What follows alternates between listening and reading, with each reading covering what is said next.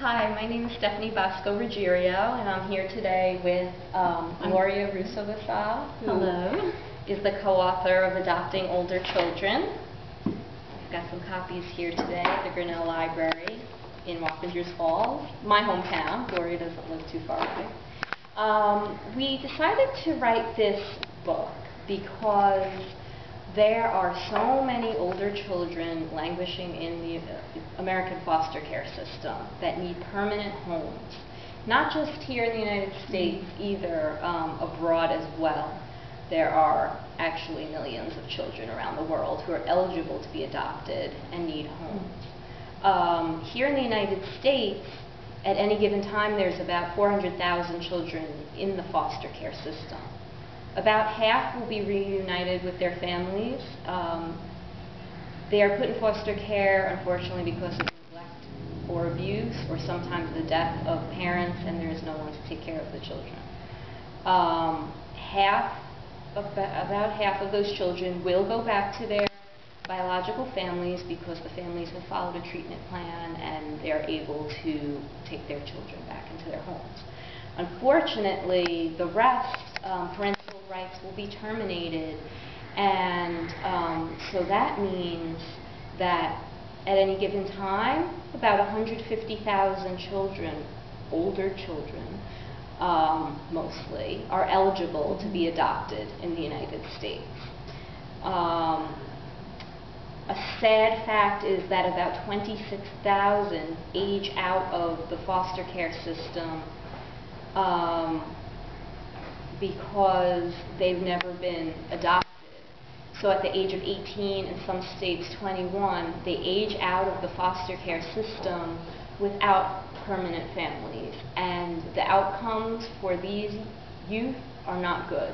We're talking about low high school graduation rates, often involvement in the criminal justice system, early teen pregnancy. It is so important that young people in the foster care system get a chance and are adopted.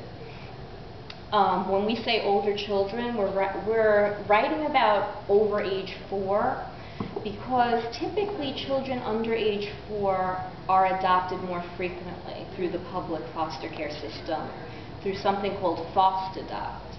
They will go into foster families, and typically the youngest children in foster families will be adopted more quickly than the older kids. Why is this? Because more people want infants. They feel that they're starting from when they're young and they can shape their lives, and they have concerns. A lot of people have concerns that older kids are going to have issues that are not repairable, I suppose. There are a lot of fears, and we understand those fears. So typically the older kids are about 8 years old and up. These are the ones who really need attention in terms of getting more families willing to adopt them.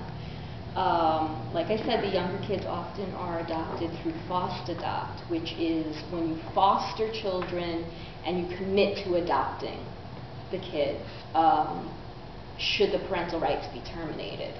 Now, many parental rights are terminated for children that are 8, 10, 13, teenagers. So they're legally free to be adopted. Some are adopted by their foster family or by family members, or they may family members may become guardians. But there are so many who are not being adopted. They're in foster homes, but the foster parents are either not available, not willing, not in a position to adopt them. So that leads us to 26,000 aging out every year. So that's really mainly why we wrote this, because I think people don't realize how many kids are out there that need permanent homes. And if I could add to that, even children who are older and teenagers and young adults still need families. So if there's a family that's willing to take someone in who is older, that's still important for that person to have a home base. They're going to go through life untethered without a family, and then every milestone, every big decision, they're sort of floating on their own, and it really does help a lot to have a home base. So for those who haven't really thought about that, taking in someone much older, there are really important reasons that they need to be with a family as well.